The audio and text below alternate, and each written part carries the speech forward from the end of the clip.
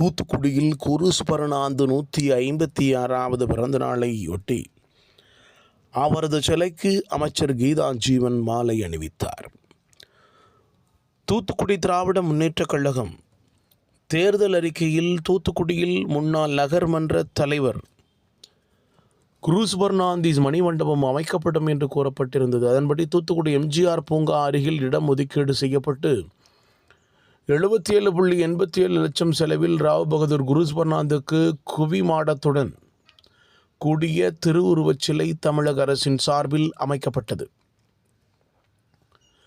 தமிழக அரசின் சார்பில் 156வது பிறந்த நாளையொட்டி எம்ஜிஆர் பூங்கா அருகில் உள்ள குருஸ் பர்னாந்து சிலைக்கு வடக்கு மாவட்ட திமுக செயலாளரும் சமூக நலன் மற்றும் மகளிர் உரிமைத்துறை அமைச்சருமான கீதா ஜீவன், மேயர் ஜெகன் பெரியசாமி, கலெக்டர் இளம்பகவத், ஆணையாளர் பெரியங்கா ஆகியோர் மாலை அணிவித்தனர்.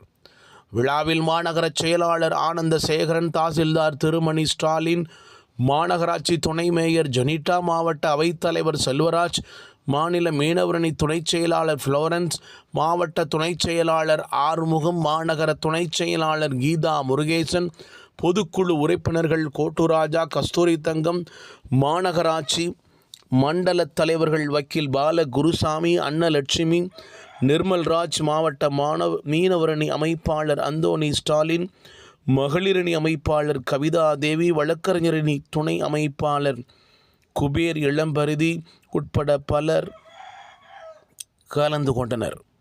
தூத்துக்குடியிலிருந்து தமிழண்டா கலைக்குழு ஜெகஜீவன்.